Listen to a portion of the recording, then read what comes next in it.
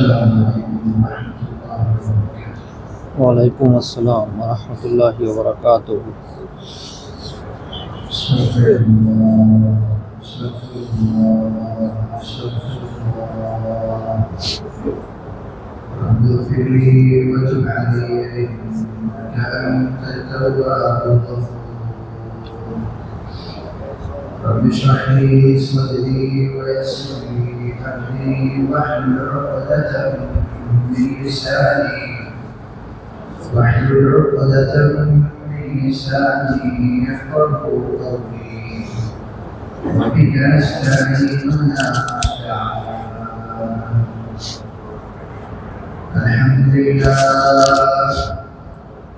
الحمد لله نحمده ونستعينه ونستغفره ونؤمن به ونتوكل عليه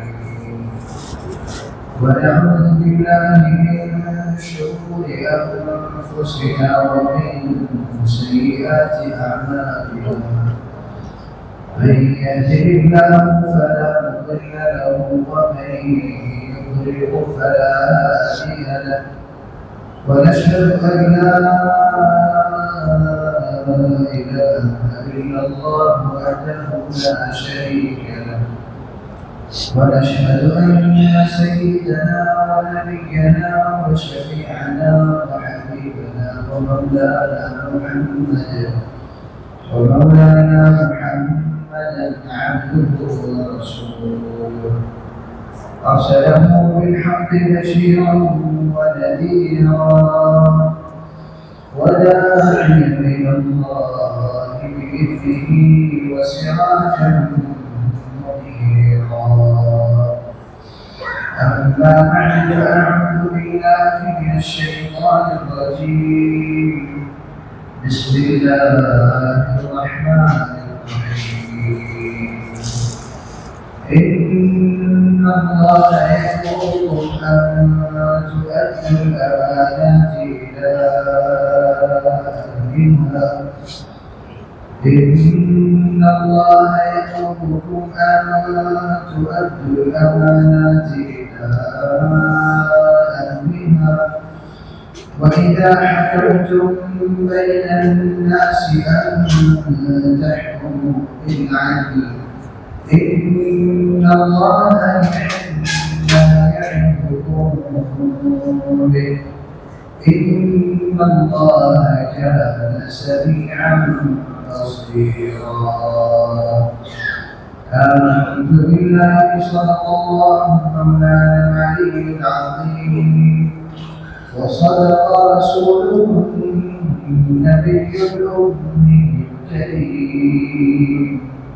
ونحن على ذلك من الشاهدين والشاكرين. والحمد لله رب العالمين.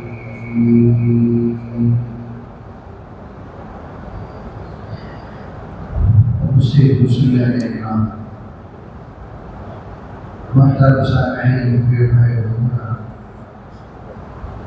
আল্লাহ পাক রব্বুল আলামিনের অশেষ মেহেরবানি ও শুকরিয়া।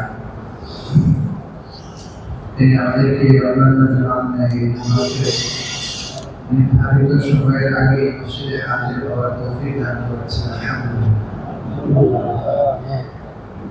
আল্লাহ পাক রব্বুল আলামিন আমাদেরকে তার যাবতীয় আদেশ নিষেধগুলো বুঝে সেই অনুযায়ী নিজের জীবনকে গড়ার তৌফিক দান করেন। গত সপ্তাহে আমাদের আলোচ্য বিষয় ছিল যে পৃথিবীব্যাপী আমরা শ্রমিকের হক, এমপ্লয়ের হক, অধীনস্থের হক সম্পর্কে শুনি। ইসলামের এই বিষয়ে মূল্যায়নটা কি ছিল, এই বিষয়ে আমরা গত সপ্তাহে আলোচনা করেছি।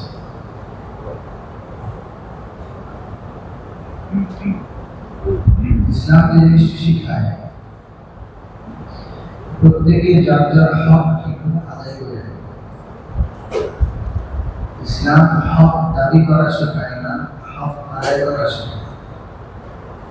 তুমি তো হক আদায় করো।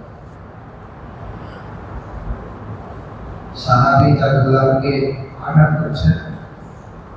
আল্লাহ রাসূল কিন্তু জিজ্ঞেস করেন যে কেন মারছো?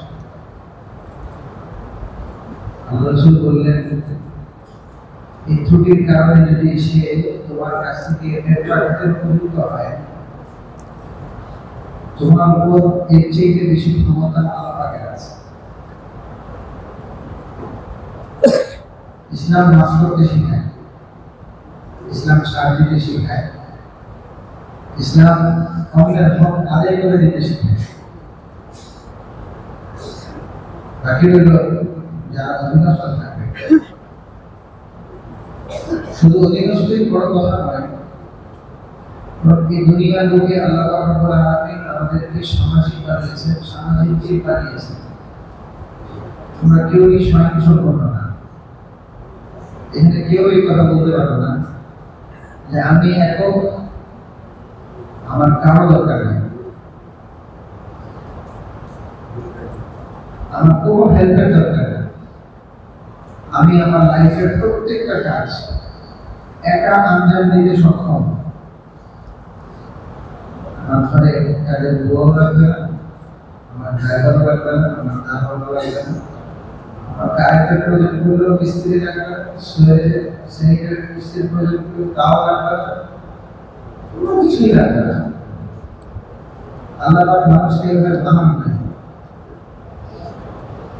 সে হয়তো কারোর কাছ থেকে হেল্প নিলে যে ভাই আমার একটু উপকার করো, অথবা সে কারোর সাথে কোনো চুক্তিতে যাবে যে তুমি আমার এই কাজটা সেরে দিলে আমি তোমাকে দেব। কেউ স্বয়ংসম্পূর্ণ না। একজন গরিব মানুষ সেই কথা যদি বলে যে ধনীদের না আমাদের প্রয়োজন, আমাদের আবার কিসের প্রয়োজন? নিজের কাজ নিজেই করা লাগে। আল্লাহ এর বানান নাই। শ্রেণী বিন্যাস আল্লাহ রাব্বুল আলামিন করেছেন মানুষের জীবিকার সমাধান। সবাই যদি সাহেব হয়ে যায়, কর্মচারী খুঁজে পাওয়া যাবে না। সবাই যদি কর্মচারী হয়ে যায়, তো ওই কর্মচারীদের খরচ বহনের জন্য যে সাহেবের প্রয়োজন, এই সাহেব থেকে আসবে। এটা আল্লাহ পাকের বিন্যাস।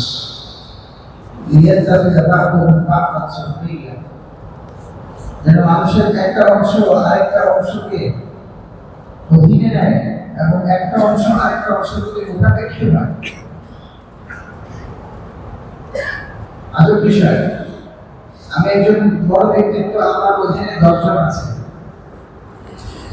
বড়ত্ব বা সুযোগ দেখানোর কোনো বিষয় না, তখন বলতে হবে এই 10 জনের মুখাপেক্ষী হবে। উদাহরণ খাস্তা এই 10 জন যদি চলে যায়, তাহলে আমাকে হাত পা ধুয়ে বসে থাকতে হবে, এছাড়া কোনো উপায় নেই। ফুটানি দেখানোর কোনো সুযোগ নেই। আমার অধীনে 1000 লোক কাজ করে। এই 1000 লোক যদি নাই হয়ে যায়, তাহলে আমি রাস্তায় বসে দেবো। আমি এই 1000 লোকের মুখাপেক্ষী। ইসলামের শরীয়ত কি শেখায়? সেই আয়াতটি তেলাওয়াত করেছি। ইন্নাল্লাহা ইয়া'মুরুকুম আন তু'আদ্দুল আমানাতি ইলা আহলিহা।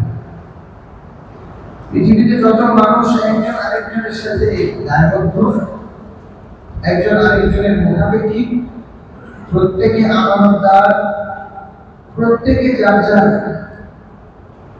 লায়াবাল যে আমানতগুলো আছে, সেই আমানতগুলো যেন পুরোপুরি আদায় করবে।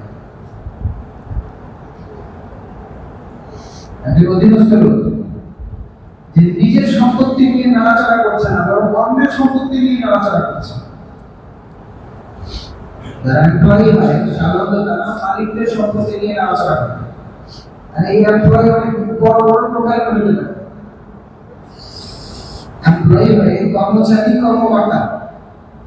কর্মকর্তা তো নিজের সম্পত্তি নিয়ে নাড়াচাড়া করছে না, সে অন্যের সম্পত্তি নিয়ে নাড়াচাড়া করছে। নিসেবাকের ভাষ্য হলো যে এই ধরনের এমপ্লয়ি যে অন্যের সম্পত্তি নিয়ে নাড়াচাড়া করে, সে যদি তার এই পুরো জবের মধ্যে, কাজের মধ্যে সে যদি আমানতদারিতার পরিচয় দেয়, সে যা নাড়াচাড়া করছে ওই পরিমাণ সম্পদ সৎকার করা সে সৎকার। তার মানে অধীনস্থের আমানতদারিতার বিকল্প নাই। আর ইসলাম এবং ঈমান, ঈমান এই শব্দটা, ঈমান শব্দটার মূল ধাতু হচ্ছে হামজা মিম নুন, আম। আম আর আমানত সব এক ধাতু থেকে নির্গত।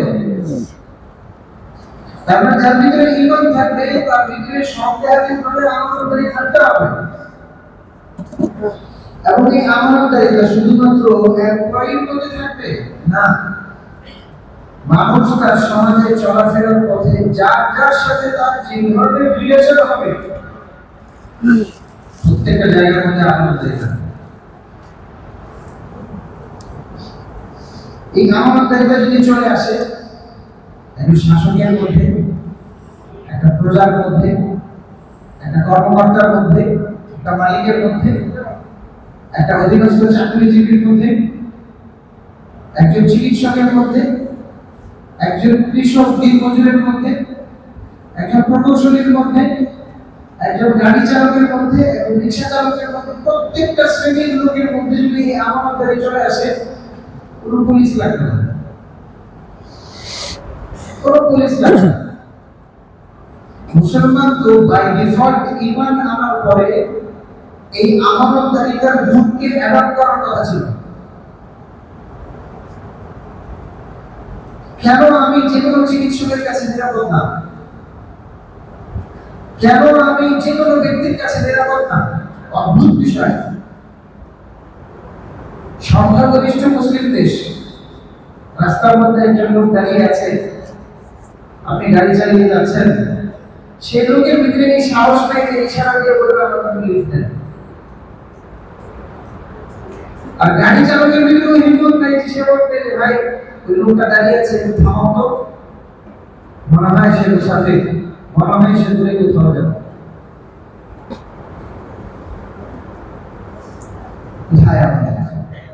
রাসূল পাক সাল্লাল্লাহু আলাইহি ওয়াসাল্লাম যারা বাহনে চলে আর যারা রাস্তার মধ্যে বাহন ছাড়া থাকে তাদের মাঝখানে লেভেল মেইনটেইন করেছেন।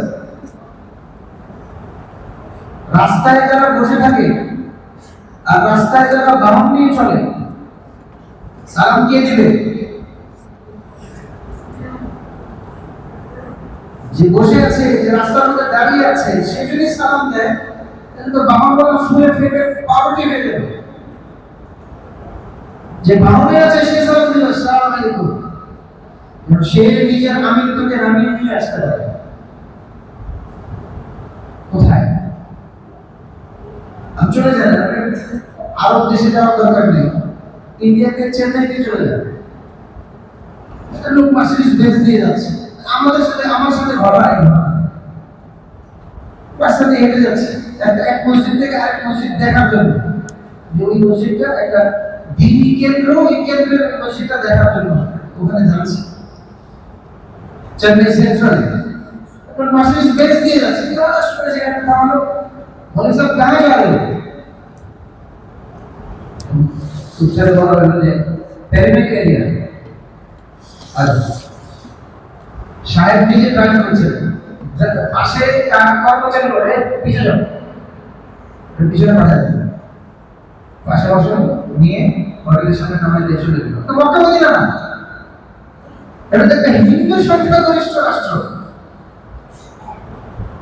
কিন্তু আমরা মুসলিম সংখ্যাগরিষ্ঠ রাষ্ট্র হয়েও এই আমানতদারিতা, এই নিরাপদ না নিজে না অন্যকে নিরাপদ করতে হবে। কেউ আমরা কাউকে ট্রাস্ট করতে পারি না। কেন? এটা তো মুসলমানের ঐতিহ্য ছিল না। সাইয়েদনা হযরত আব্দুল্লাহ ইবনে ওমর রাদিয়াল্লাহু আনহু তার খাদেম শহরের বাইরে গেছেন, মক্কা মদিনার কথা, শহরের বাইরে গেছেন, মদিনা শরীফের ঘটে, মদিনা শরীফের বাইরে গেছেন, গিয়ে দেখেন একটা রাখার একটা বিশাল বড় গোলাপের পাল নিয়ে ওখানে বলে ভেড়ার পাল নিয়ে ওখানে সে ভেড়া চড়াচ্ছে মাঠের মধ্যে। পরন্ত বিকেল, হযরত আব্দুল্লাহ ইবনে ওমর রাদিয়াল্লাহু আনহু বলেন, কি অবস্থা, একটু পানি খাও? ওনার কাছে পানি আছে, উনি পানি সারছেন। বলেন না, আমি রোজাদার। রাখাল উত্তরে বলছে, আমি রোজাদার। বলে না রে এত তপ্ত ঘুমের মধ্যে রোজা রেখে কি রাখ তোমার, এত কষ্ট করছো কেন, আল্লাহ কি দেখবে তোমাকে? রোজা চালিয়ে যাবো। এরপরে তোমার এই ভেড়াগুলো থেকে আমার কাছে কি একটা ভেড়া বিক্রি করবা? তুমি যদি ভেড়াগুলো থেকে একটা ভেড়া আমার কাছে বিক্রি করো, তাহলে এটা জবাই করে আমরা খাবো, আর তোমাকে তোমার ইফতার করার জন্য, রোজা তো তুমি তোমার ইফতার করার জন্য যতটুকু দরকার পর্যাপ্ত পরিমাণ তোমাকে দিয়ে দেব, পর্যাপ্ত পরিমাণ তোমাকে দিয়ে দেব। বলে আসলে এই ভেড়াটা আমার মালিকের, আপনার অনুমতি ছাড়া আমি ভেড়াটা বিক্রি করতে পারবো। তুমি বলে না তোমার মালিক তো এখানে নাই, আর তুমি যদি তোমার মালিককে বলো যে একটা ভেড়া নেকড়ে বাঘ খেয়ে ফেলছে, সমস্যা কি? অবিশ্বাস্য কোনো কথা না, তাই না? যে বিশ্বাস করবে। তো সেই গোলাম জবাবে বলছে ঠিক, যেটা বলছেন এটা ঠিক, কিন্তু আল্লাহ তো দেখছে। আমি মালিককে জবাব দিয়ে মালিক থেকে কেটে করতে পারবো, কিন্তু আল্লাহ থেকে কেটে করবো কিভাবে? এটা বলে আইন আল্লাহ, তো আইন আল্লাহ এটা বলে বলে গোলাম চলে যাচ্ছে। আব্দুল্লাহ ইবনে ওমর রাদিয়াল্লাহু আনহু এই গোলামের কথা শুনে এই পরিমাণ মানে তার দিল আনন্দে ভরে গেল যে আল্লাহ পাক একজন গোলামের মধ্যে এত আনন্দ দিয়েছেন। উনি মদিনা শরীফে প্রবেশ করা পর্যন্ত, কোন শহরে ঢোকা পর্যন্ত এক কথাই বলছেন, রাখা বলছে আল্লাহকে কিভাবে আমি বুঝবি?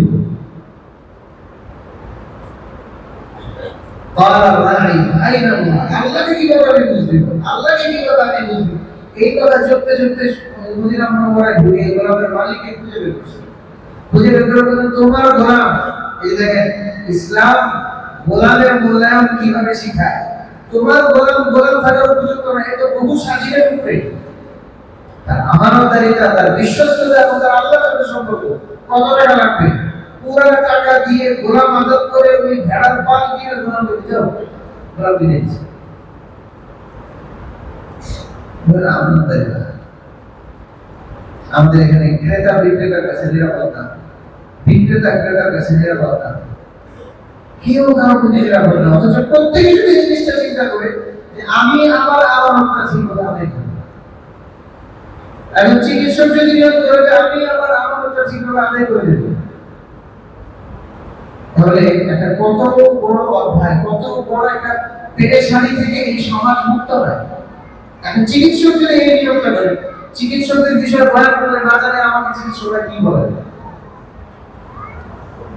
আমি একটা ডায়লগ আস্তে আস্তে আপনাদেরকে মুখস্থ করাচ্ছি। চিকিৎসকদের জন্য জান্নাতে যাওয়া খুব সহজ, আবার এই আমানতদারিতা যদি ঠিক না থাকে তাহলে একজন চিকিৎসকের শতভাগ ইনকাম হারাম।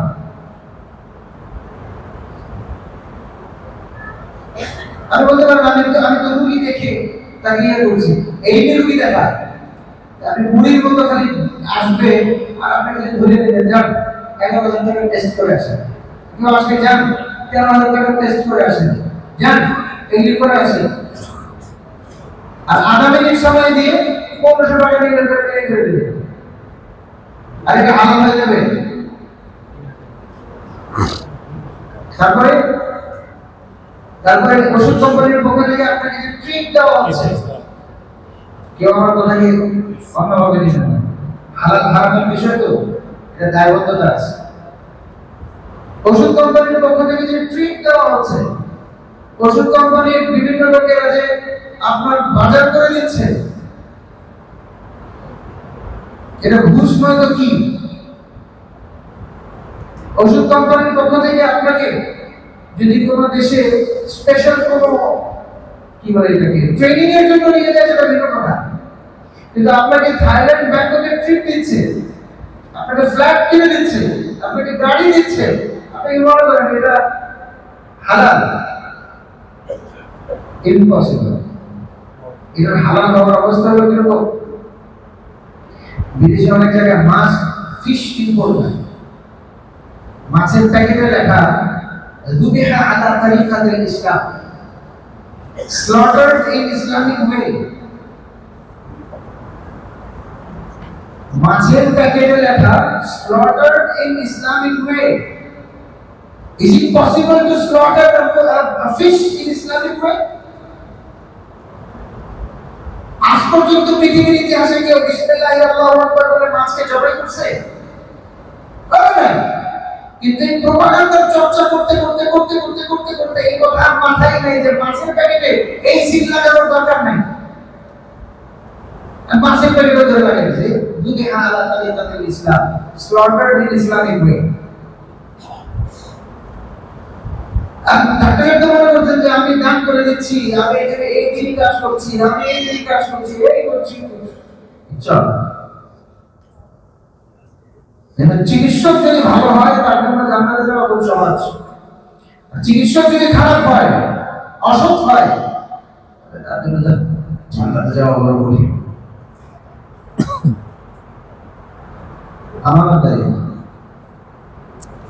আমানতদারি হচ্ছে ইমানদারির সবচেয়ে বড় গুণ এবং সম্পদ ইমানদারি। সাইয়েদনা হযরত ওমর ইবনে খাত্তাব রাদিয়াল্লাহু আনহু বলেন,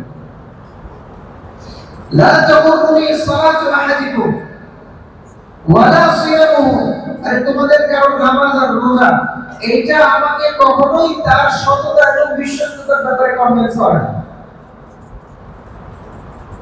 ফাইন্নামা হিয়া আদাতুন ইতাদাহা, এটা তো কেবল কতগুলো অভ্যাস, যে অভ্যাসে সে অভ্যস্ত হয়েছে।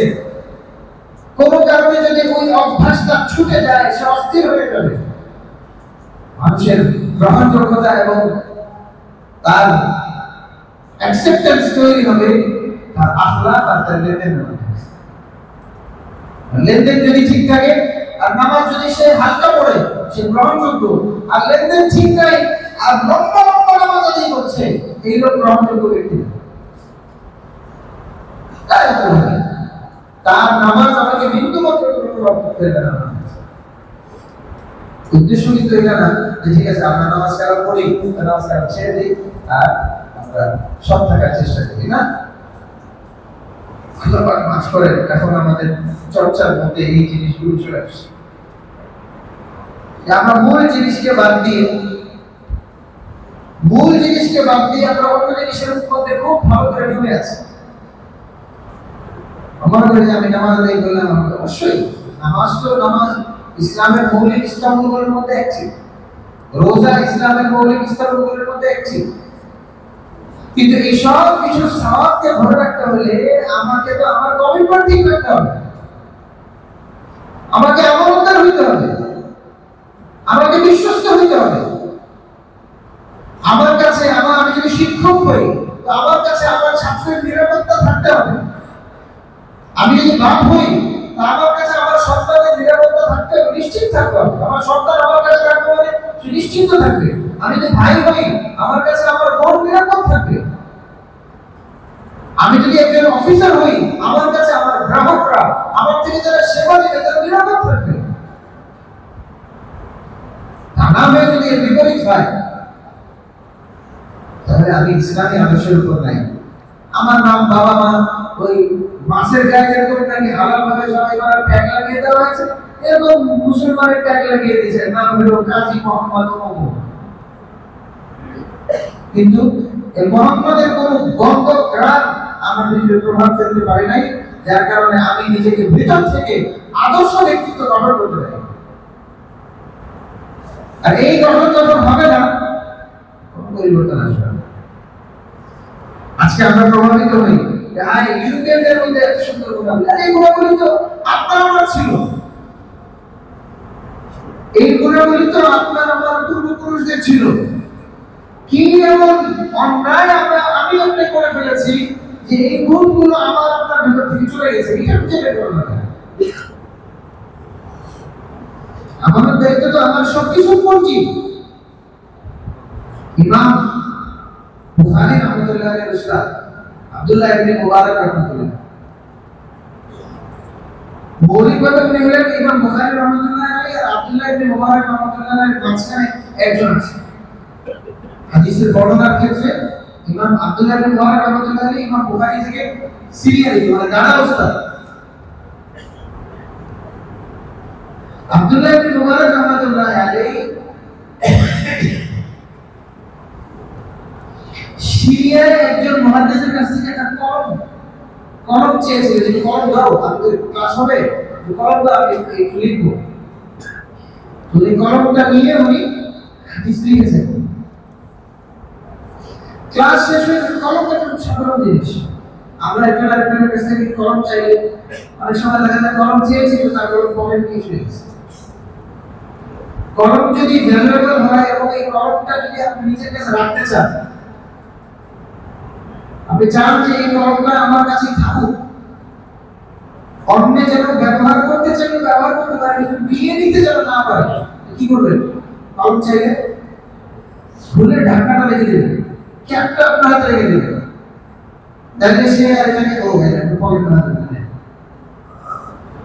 অথবা এত অর্ডিনারি জিনিস কলম যে আপনার পকেটে ভরে নেই, এটা মাথায় থাকলে যেটা আমার টাকা। আব্দুল্লাহ ইবনে মুবারক রাহমাতুল্লাহ আলাইহি এই কলম সিরিয়াতে এখানে কি বলে এটাকে একজনের সিরি চেয়ে নিয়েছেন আমেরিকা। কলম নিয়ে ক্লাস শেষ করার পর ওনার মনে নেই উনি খোরাসান চলে আসেন। খোরাসান মানে বর্তমান আফগানিস্তানের ভিতরে অংশ, বাল্ক খোরাসান। এখান থেকে আবার ওই কলম ফেরত দেওয়ার জন্য আবার উনি সিরিয়া গেছেন এবং ওখানে যাওয়ার পরে 1 মাস ওই লোকটাকে খুঁজে বের করে তাকে তার কলম ফেরত দিলাম, কলম দেওয়ার জন্য আমি এখানে অনেকদিন ধরে বসে আছি। আমার আপনার কাছে যে জিনিসটা তুচ্ছ, একজন খাঁটি ইমানদারের কাছে এই জিনিসটা অনেক মহান কিছু। আমরা ওই তুচ্ছ ভাবতে ভাবতে আমার আপনার জীবন থেকে অনেক বড় বড় কমিটমেন্টকে, যে জিনিস যে মানুষ ছোট জিনিসকে তুচ্ছ বলে ছেড়ে দেয়, সে মানুষ এটা অসম্ভব না যে আস্তে আস্তে সে বড় জিনিসকেও তাচ্ছিল্য করে ছেড়ে দেয়, অসম্ভব না। আর হোক না এবার সামনে তওবা করে নিয়ে ঠিক হয়ে যাবে, হোক না এটা সামনে তওবা করে নিয়ে ঠিক হয়ে যাবে। ইসলাম আপনাকে আমাকে কমিটমেন্ট শেখায়, ইন্নাল্লাহা ইয়াকুমুকুম আন তুআদ্দুল আমানাতি ইলা আহলিহা। আল্লাহ তোমাদেরকে নির্দেশ দিচ্ছেন যেন আমানত গ্রহীতা আর প্রাপকের হাতে আমানত যেন পৌঁছে। যার কাছে আমানত আছে, রাসূল পাক সাল্লাল্লাহু আলাইহি ওয়াসাল্লাম বলেন, আদ্দিল আমানাতা ইলা আহলিহা, আদ্দিল আমানাতা মান ইত্তামানা, যে তোমার কাছে আমানত রেখেছে তার কাছে আমানত পৌঁছে দাও। ওয়ালা তাকুম মান খানা, কেউ যদি তোমার সাথে খেয়ানত করে, বিক্রিয়া করে আচরণ করো, তুমি তার সাথে খেয়ানত করো। ইসলাম শিখায় কেউ যদি তোমার সাথে খেয়ানত করে, তুমি তার সাথে খেয়ানত করো, তুমি আমানতদারের সাথে তাকে ছেড়ে দাও।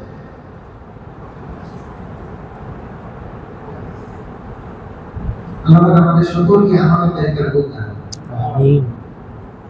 আমানতদারিতার এই গুণ এমন একটা জিনিস যে এই মুহূর্তে আমার কাছে মনে হচ্ছে যে আমি মনে হয় লুজার হয়ে যাচ্ছি, কখনো লুজার হব না, কখনো কেন লুজার হব না। আমানতদার ব্যক্তি আল্লাহ পাক রব্বুল আলামিন কোরআনে মাজিদে যাদের সফলতার ডিক্লারেশন দিয়েছে যে এরা সফল, তাদের 8টা গুণ বলেছেন। সূরা মুমিনুনের প্রথম কয়েকটা আয়াত খুলে দেখেন, তারাফাল মুমিনুন আল্লাযীনা হুম ফি সালাতিহিম খাশিউন ওয়াল্লাযীনা হুম আনিল লাগwi।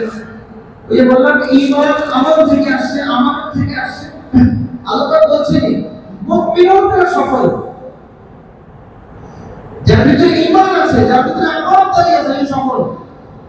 আবার সতর্কভাবে মেনশন করছে ওয়াল্লাযীনা হুম লিআমানাতিহিম ওয়া আহদিহিম রাউন, যারা যা বলে এই কথার উপর শতভাগ অবিচল থাকে। রাসূল পাক সাল্লাল্লাহু আলাইহি ওয়াসাল্লাম এক হাদিসে ইরশাদ করেন যে তোমরা 6টা জিনিসের আমাকে জামানত দাও। 6টা জিনিস, যে তোমরা এই 6টা জিনিস পুরোপুরি ভাবে পালন করবে, আমি তোমাদেরকে জান্নাতের জামানত দেব। আমি তোমাদেরকে জান্নাতের জামানত দেব। তোমরা আমাকে 6টা জিনিসের ব্যাপারে তোমরা আমাকে ইচ্ছুক করো, যে 6টা জিনিস তোমরা পালন করবে। উসদুকু ইযা হাদাসতুম, কথা বললে সত্য বলবে। ওয়াউফু ইদা ওয়াআদতুম, অঙ্গীকার করলে এই অঙ্গীকার পুরোপুরি পূরণ করো। ওয়াআদু ইদা তুমিনতুম, তোমাদের কাছে আমানত রাখা হলে আমাকে খুব খারাপ করবে তোমরা আমানত দিলে। আমানত কখনো পড়ে যায় না, এই আমানতটা অবশ্যই স্বীকার করবে। এই আমানতটা তার বেনিফিট সহকারে আপনার কাছে নিয়ে আসবে। যে ব্যক্তি বসে বসে চিন্তা করছে যে আমি যদি চোখ বন্ধ করে এই নিয়ে নিলাম, চোখ বন্ধ করে এই নিয়ে নিলাম, সার্ভিস চার্জ করে নিয়ে নিলাম, তাতে কত রকমের নাম চলে আসে। সরকারি দপ্তরে একজন লোক এরকম নামাজি বসে, আর তাকে একটা ফাইল চালানোর জন্য দেখেন আমরা তৃণমূল পর্যায়ে প্রচুর পরিমাণে গ্রাহকরা আমানতদার না। আমি সরকারি পদস্থ লোকদেরকে দিয়ে দেবো যে তারাই চোর, আমরা চোর না। তৃণমূল পর্যায়ের মানুষ চিন্তা করে যে আমার এই কাগজপত্র নাই, এই গ্যাপটাকে জোরাতালি দিয়ে কেমনে চালানো যায়। এগুলো করতে করতে এখন প্র্যাকটিস এমন হয়ে গেছে,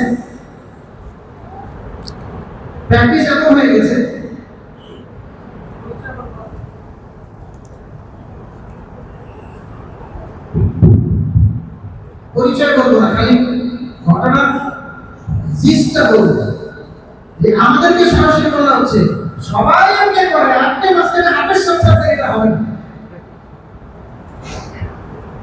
সবাই যে ঘুষ দেয় মাঝখান দিয়ে আপনি হাতের সাথে এটা হবে না, আপনাকে ওইভাবে আসতে হবে।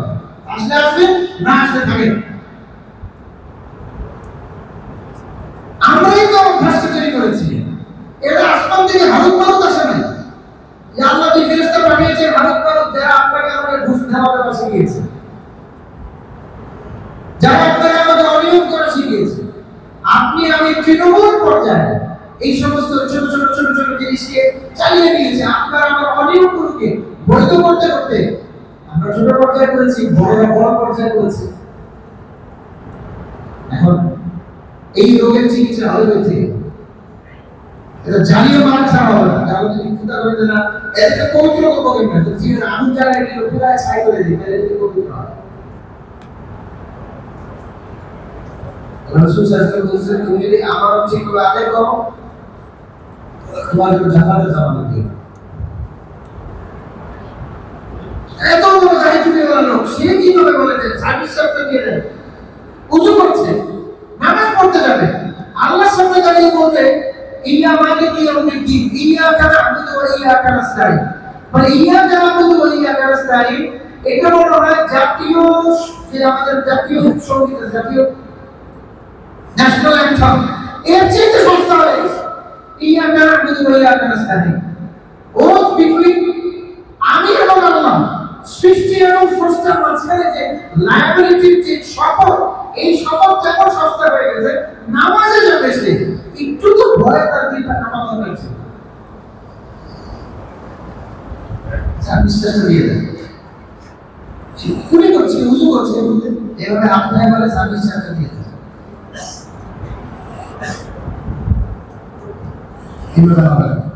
তৃণমূল পর্যায়ে আপনাকে আমাকে আমানতদার হবে।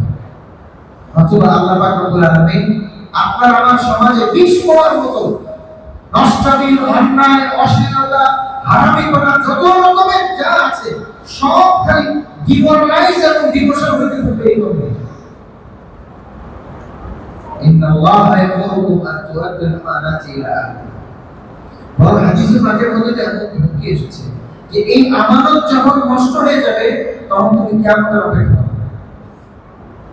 যখন তুমি দেখবে যে আমানত নষ্ট হয়ে গেছে তখন তুমি কিয়ামতের অপেক্ষা করবে। এটা দুইটা অর্থ হতে পারে।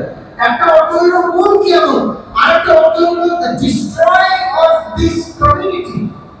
এই কমিউনিটির ধ্বংসের জন্য অপেক্ষা করো তুমি যখন আমানত নষ্ট হয়ে যাবে।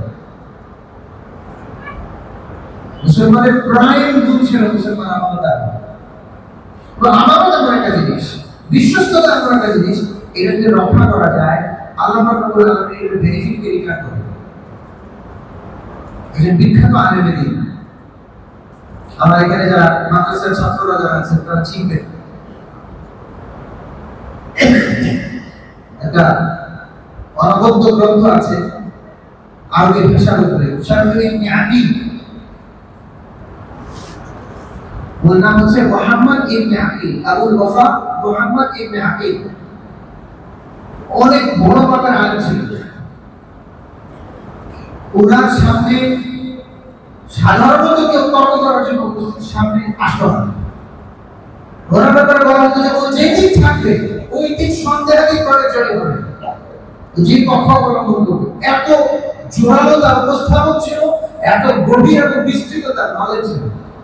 আবু ওয়াফা ইবনে আকিল উনি বলেন, আমি এলম অন্বেষণ করার জন্য শহরে বন্দরে ঘুরে ঘুরে বেড়াই। এখানে একজনকে পাই তো তার কাছে বসি, ওখানে আরেকজনকে পাই তো তার কাছে বসি, ওখানে আরেকজনকে পাই তো তার কাছে বসি। কারণ আমি এই দশার মধ্যে আমার সফর চলতে চলতে হজের জন্য মক্কা মুকাররমা, এই হজের সফরে আমি হঠাৎ রাস্তার মধ্যে দেখি যে একটা সুতার মধ্যে সুন্দর করে মুক্তার দানাগুলো মালা দিচ্ছে সুন্দর করে সাজানো।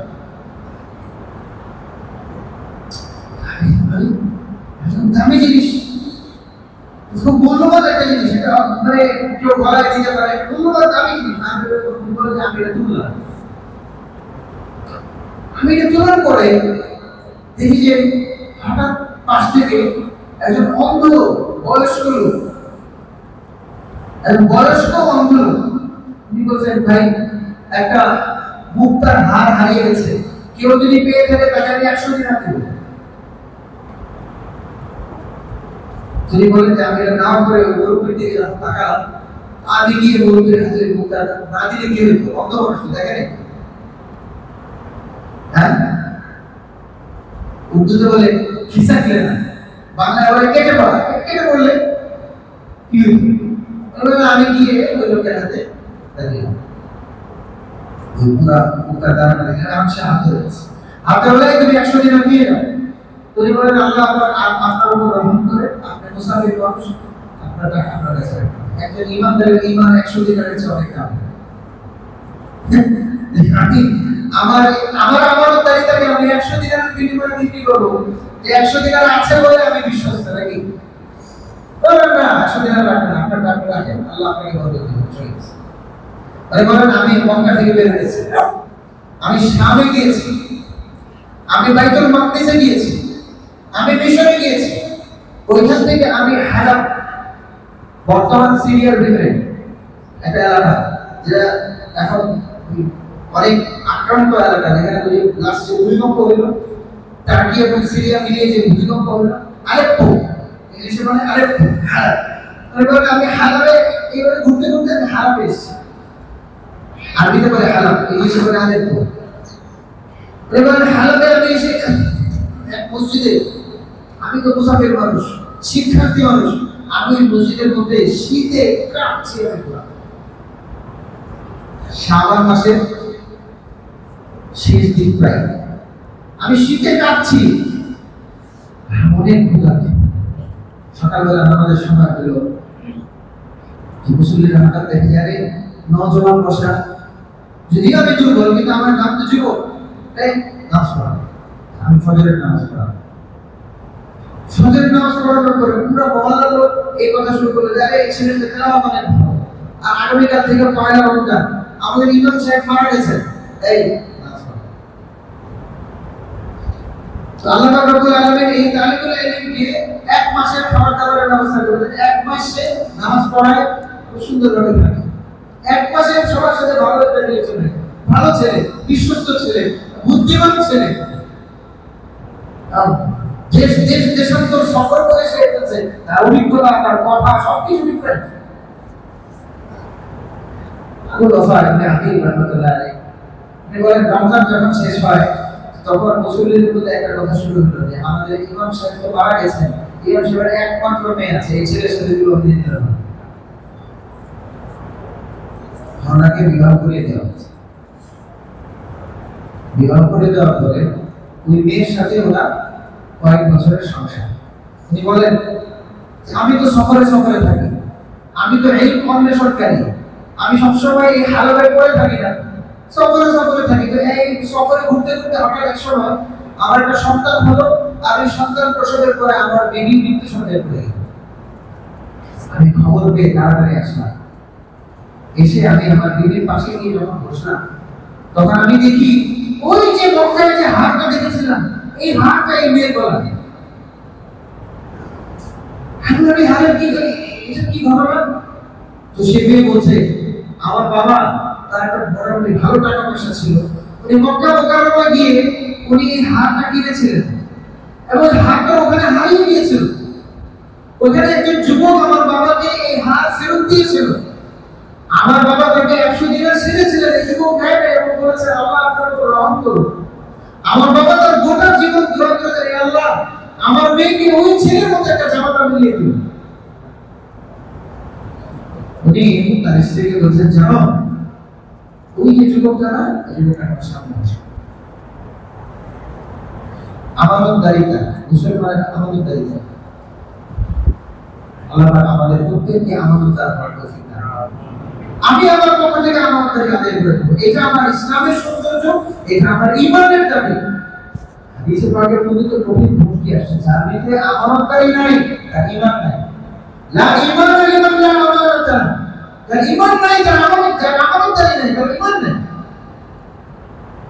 তার মানে আজকে মুসলমান যদি নিজেকে নিরাপদ না করতে পারে, আজকের অভিভাবকরা, আজকের দায়িত্বশীলরা, আজকের চুক্তিবদ্ধ প্রত্যেক পক্ষ যদি নিজেকে আমানতদার মনে না করতে পারে, সে তসলিম কারণে এই অধিকার রাখে না যে সে নিজেকে ঈমান মুসলমান বলে দাবি করবে, ঈমানদার বলে দাবি করবে। এর অধিকার রাখে না সে। যে বলবে আমি ঈমানদার, আমি একজন মুসলমান, এটার জন্য তাকে এই গুণ অর্জন করতে হবে যে সে আমানতদার। হাদিসের ভাষ্য অনুযায়ী আল্লাহ পাক আমাদের প্রত্যেককে আমানতদার হওয়ার তৌফিক দান করুন। আমিন। তাহলে ইনশাআল্লাহ আমাদের আবু হাসান ভাই আপনাদের সামনে কিছু আলাপ করবেন, তারপর ইনশাআল্লাহ আমরা পরবর্তী